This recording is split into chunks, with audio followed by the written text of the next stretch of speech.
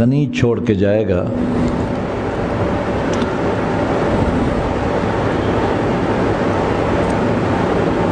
بہتر ہے اس سے کہ ان کو غریب چھوڑے، انتظرهم عالتاً، بہتر ہے اس سے کہ ان کو تو غریب چھوڑے، فقیر چھوڑے، لوگوں سے مانگتے پھریں۔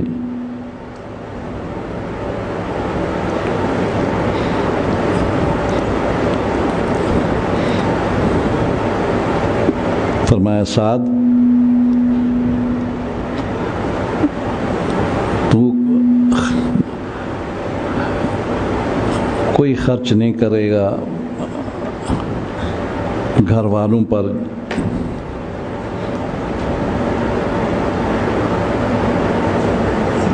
جس سے تو اللہ کی رضا چاہے گا،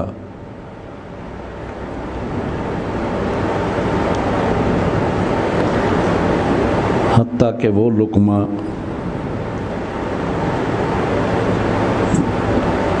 جو اپنی بیوی کے منہ میں دے گا،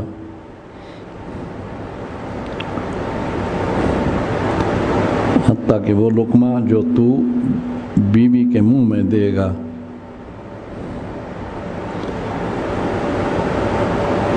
مگر اللہ تعالیٰ اس کا تمہیں اجر دے گا۔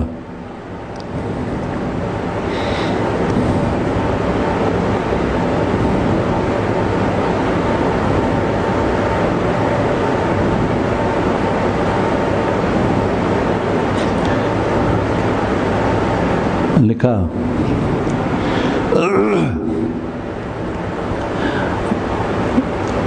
اب اس حدیث میں ان صوفیوں کا، زاہدوں کا رد ہے جو کہتے ہیں بچوں کی ہمیں پرواہ نہیں ہے، ہم تو جو مال ہے اللہ کے راہ میں خرچ کرتے ہیں، مسجد بنا دیں گے، مدرسے میں دے دیں گے۔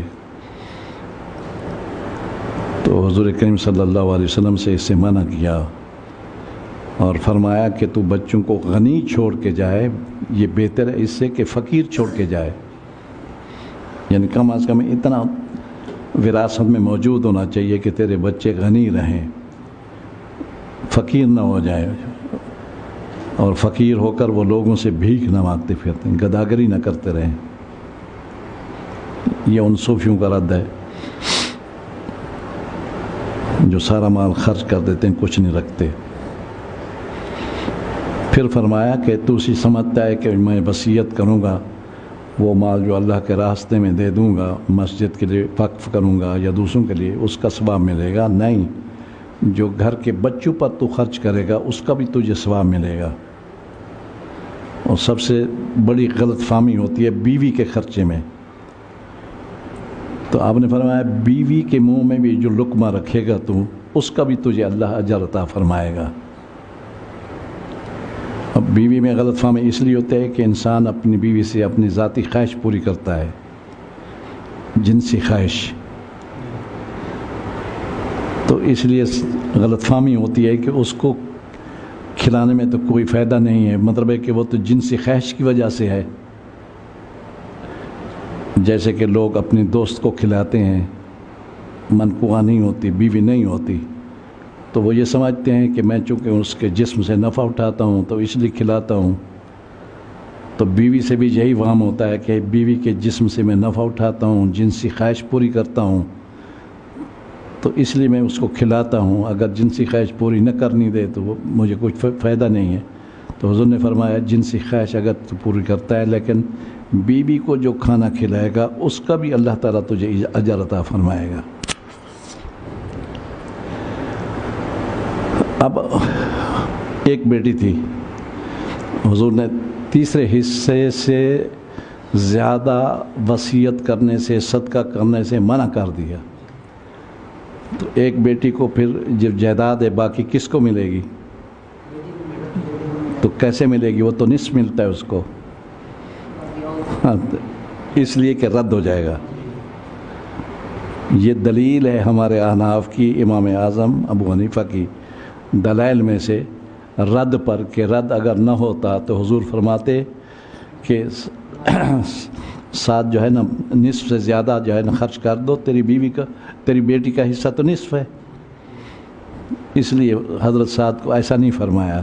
تو امام اعظم ابو حنیفہ اور احناف کی یہ دلیل ہے کہ رد عند اللہ بھی معتبر ہے، رسول کریم صلی اللہ علیہ وسلم کے نزدیک بھی معتبر ہے، لہذا اسی پر فتویٰ دیا جائے. ایک دلچسپ مسئلہ،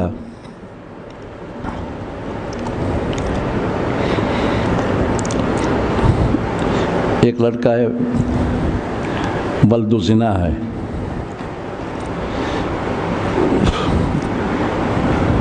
ولد زنا ایسا ہوتا ہے کہ لڑکا پیدا ہو گیا لیکن نکاح نہیں تھا، اور نکاح سے پہلے پیدا ہو گیا تو یقیناً وہ ولد زنا ہے. اب وہ بڑا ہوا، اس نے مال تجارت وغیرہ کی، کوئی اور دوسرا اس کا کوئی رشتہ دار نہیں، اس کا نسب ثابت ہوگا صرف ماں سے، اس کا باپ ہی نہیں ہے. جب باپ نہیں ہے تو بھائی بھی نہیں ہے، کچھ بھی نہیں ہے. اب ہمارے امام صاحب یہ دلیل لیتے ہیں کہ اس کا نسب صرف ماں سے ثابت ہے. اب وہ مر جاتا ہے تو ساری جائیداد صرف ماں کو ملے گی. کس کو ملے گی؟ ماں کو ملے گی. تو یہ بھی رد پر دلیل ہے کہ ایک آدمی ذوی الفروض سے ہو ساری جائیداد لے سکتا ہے. سمجھے کہ نہیں؟ چلو اس کو بند رہنے دو. ایک ہوتی ہے ملائنہ، بند ہو گیا، اب چل گیا وہ.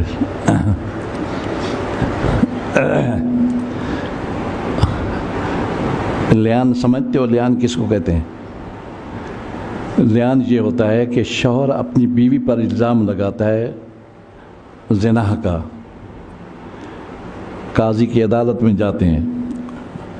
ایک قرآن پاک میں ہے، اس کی بھی بڑی لمبی چوڑی سٹوری ہے. قاضی کے عدالت میں جاتے ہیں میاں بیوی. اب دونوں میں سے شوہر کہتا ہے میری بیوی نے غلط کام کیا ہے، زنا کیا ہے. بیوی کہتی ہے میں نے زنا نہیں کیا. قاضی کہتا ہے لیان کرو. قرآن ہے سورۃ نور. لیان کا ایک طریقہ ہے، 4 شہادتیں اور اس کے بعد لعنت، 4 شہادتیں اور اس کے بعد غضب عورت کی طرف سے. کوئی عورت اقرار نہیں کرتی اور شوہر رجوع نہیں کرتا الزام سے، وہ کہتے ہیں نہیں حقیقت ہے.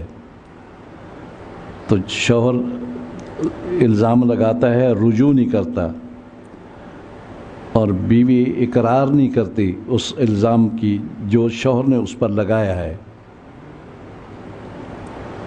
تو باقی احکام ہوں گے، لیکن ایک حکم یہ بھی ہے کہ قاضی ان کے درمیان تفریق کا فیصلہ کرے گا. کس کا؟ تفریق کا فیصلہ کرے گا. کہے گا کہ آج کے بعد تمہارا نکاح نہیں رہا.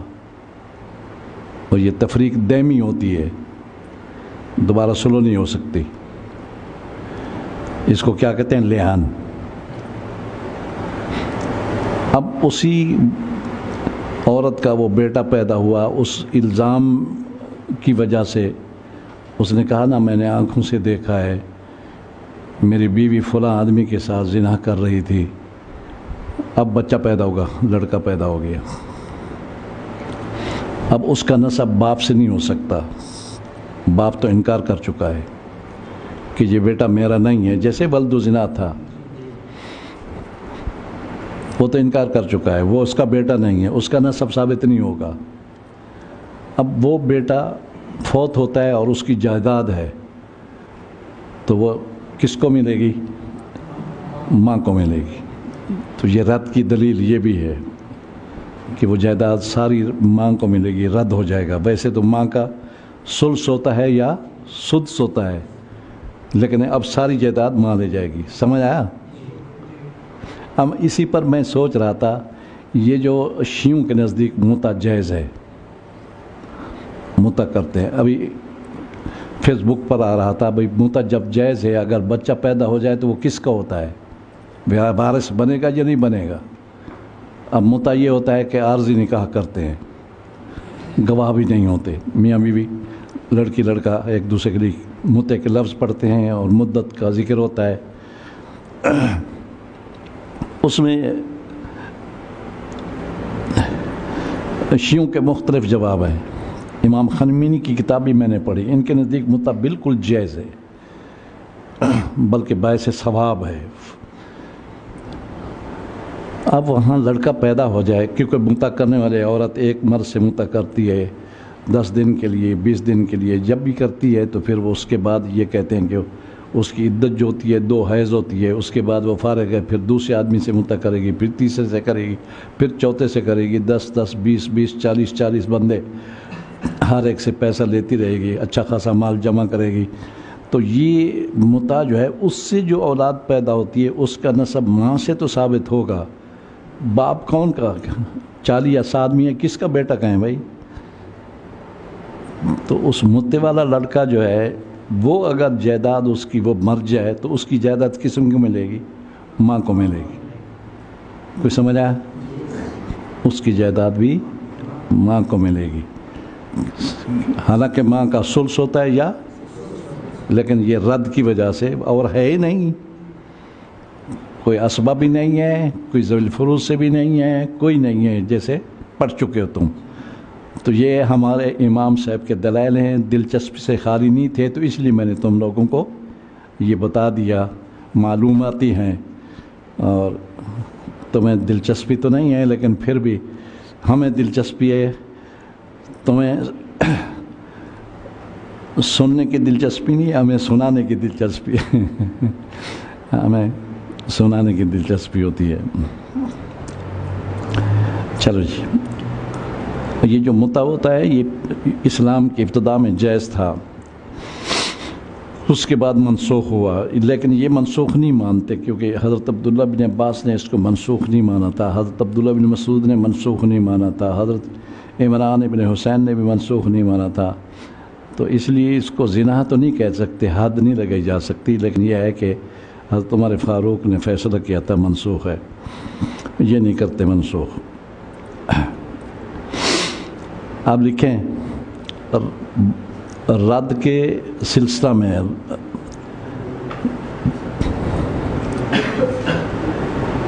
رد کے سلسلے میں مسائل 4 قسم کے ہیں، رد کے سلسلے میں مسائل 4 قسم کے ہیں۔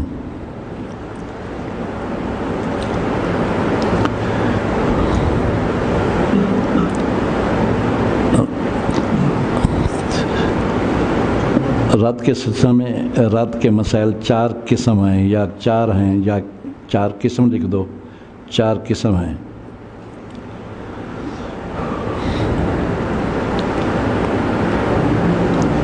لکھا؟ پہلا قسم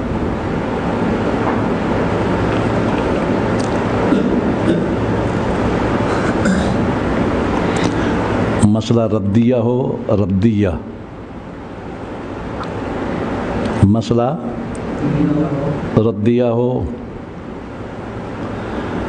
اور اس مسئلے میں من لا یرد علیہم موجود نہ ہوں،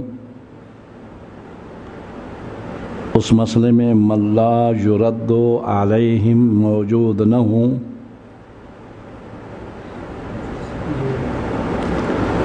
اس مسئلے میں من لا یرد علیہم موجود نہ ہوں، اور من یرد علیہم کی ایک جنس ہو،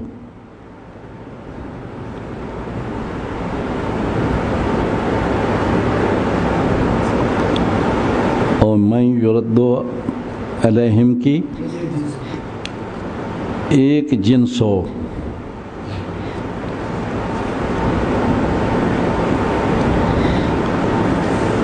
تو مخرج مسئلہ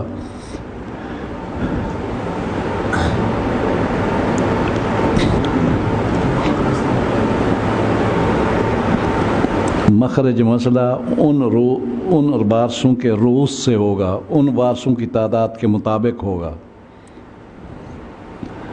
روس کا معنی وارث ان وارثوں کے تعداد کے مطابق ہوگا، ان وارثوں کی تعداد کے مطابق ہوگا۔ یہ تھوڑا سا یہ کہ بعد الرد، بعد الرد وہ مسئلہ وارثوں کی تعداد کے موافق ہوگا، بعد الرد۔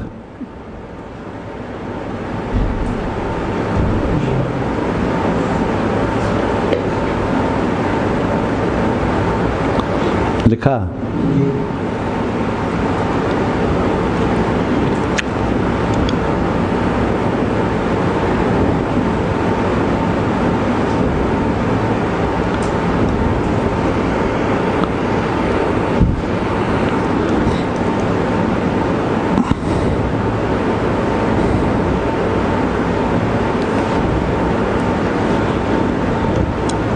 اس کی مثال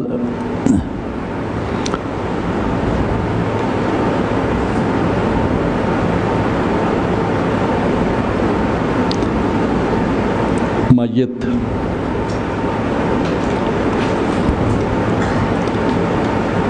بنتین،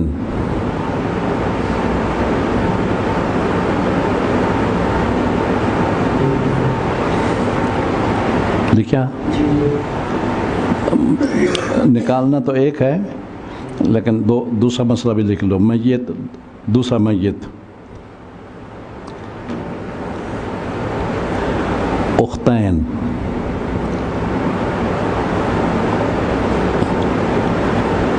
دو مثالیں۔ تیسرا مسئلہ بھی لکھ لو، یہ تمرین کے لیے گھر جا کے نکالنا۔ جدتین، دو دادیاں، جدتین، لکھ لیا؟ اب سب سے پہلے اس کا طریقہ یہ ہے، لکھیں، اس کا طریقہ یہ ہے کہ سابقہ ضابطوں کے مطابق مسئلہ حل کیا جائے گا، سابقہ ضابطوں کے مطابق مسئلہ حل کیا جائے گا۔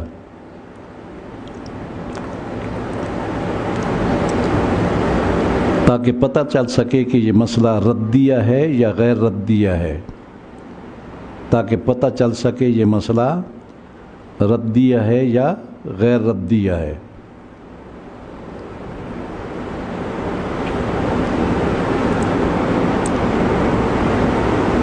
اس کے بعد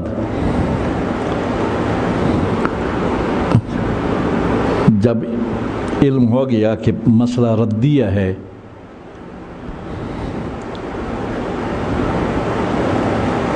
اور اس مسئلے میں من لا یرد علیہم نہیں ہے اور من یرد علیہم کی ایک جنس ہے، تو مسئلہ روز سے، مسئلہ اس مسئلے میں مسئلہ ردیہ ہے۔ جب علم ہو گیا کہ مسئلہ ردیہ ہے اور اس مسئلے میں من لا یرد علیہم بھی نہیں اور وارثوں کی ایک جنس ہے،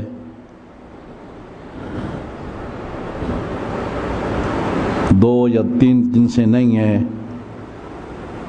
تو مسئلہ روز سے ہوگا، روز سے۔ لکھا؟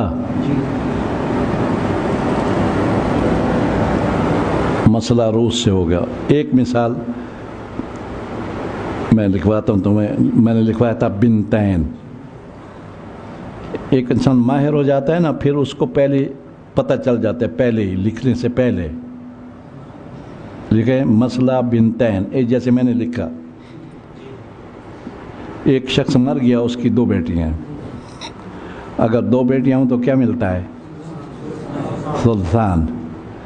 تو اب مسئلہ سلطان سے ہو تو تین سے سلطان کتنا بنتا ہے؟ دو بنتین کو دے دیا، باقی کتنا بچا؟ ایک۔ اب ایک کا کوئی وارث نہیں، پتہ چلا مسئلہ ردیہ ہے۔ اب ہم نے دیکھا من لا یرد نہیں ہے اور ایک جنس ہے، دونوں ایک جنس بنتین، ایک جنس ہے تو مسئلہ کس سے ہوگا؟ دو سے. بعد الرد لکھو، 3 کے بعد بعد الرد، یہ بعد کا لفظ لکھو، بعد الرد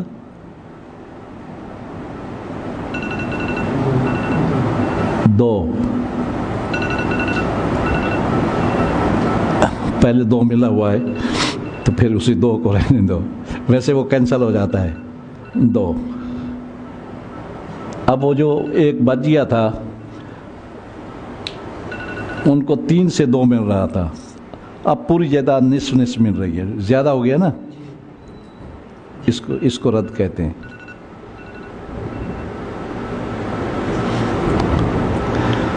ٹھیک ہے. دوسرا مسئلہ لکھو، دوسرا قسم، مسئلہ ردیہ ہو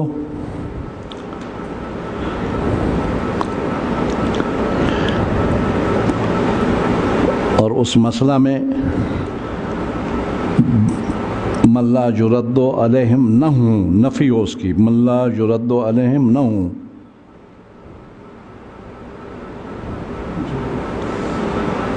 اور من یرد علیہم کی 2 جنسیں ہوں یا 3 جنسیں ہوں.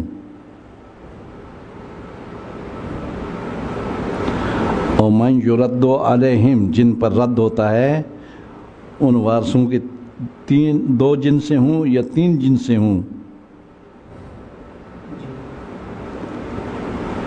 تو مسئلہ سہام سے، مسئلہ ان وارثوں کے سہام سے.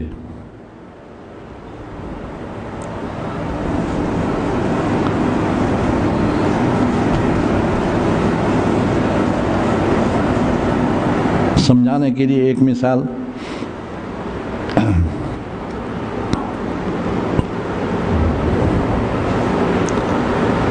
لکھ لیتے ہیں،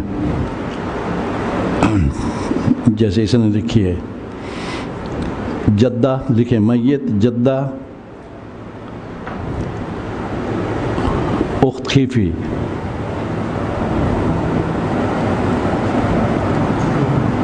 جدہ اخت خیفی. سب سے پہلے حسب سابق مسئلہ کرے، جدہ کو کتنا ملتا ہے؟ سدس، اور اخت خیفی کو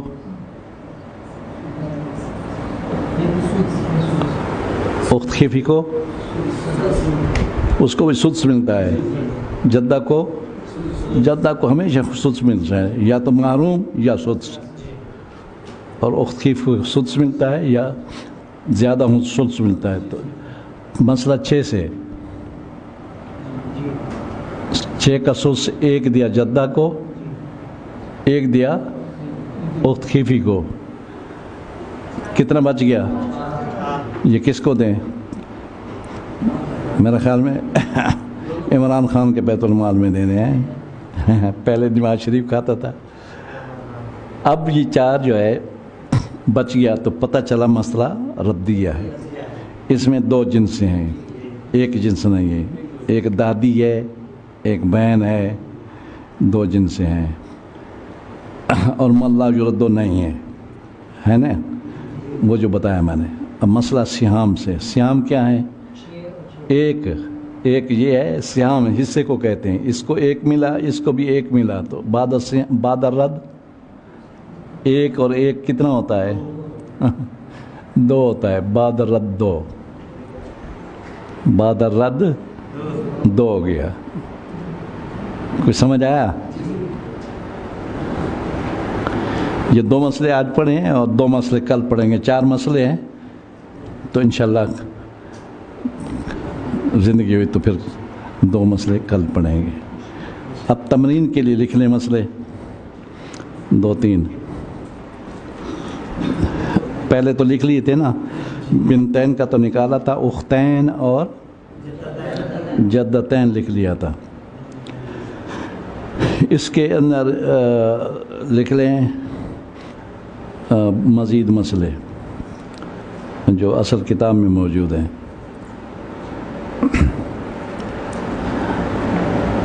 لکھیں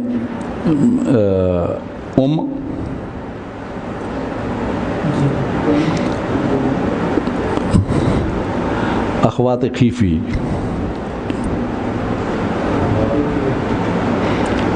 اخوات خیفی.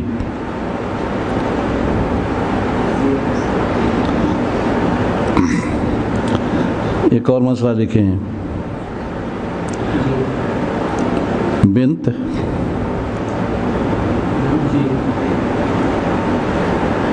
بنت الابن لکھا. ایک اور مسئلہ لکھیں. بنت اور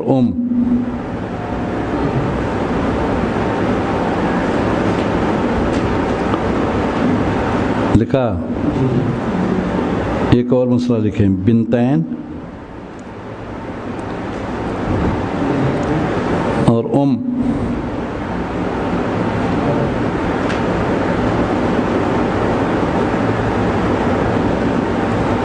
ایک اور مسئلہ لکھیں.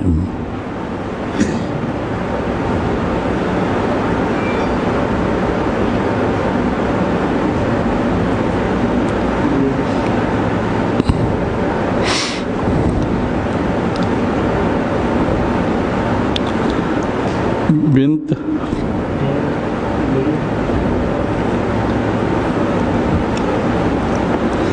بنت الابن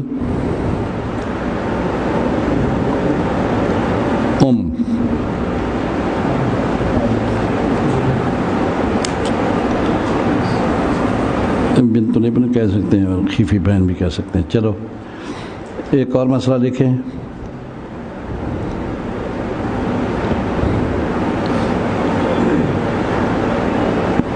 اختین عینیتین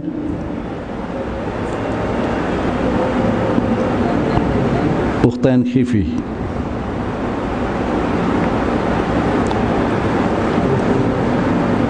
ایک اور مسئلہ لکھیں.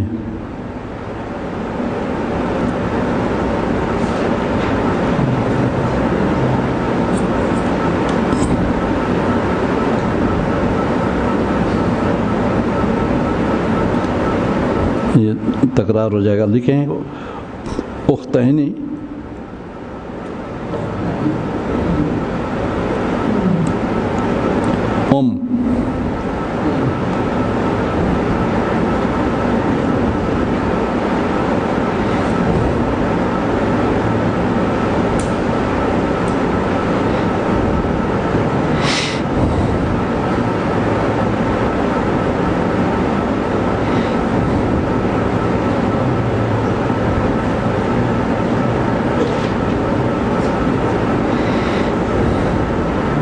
چلو جی یہ ہو گئے.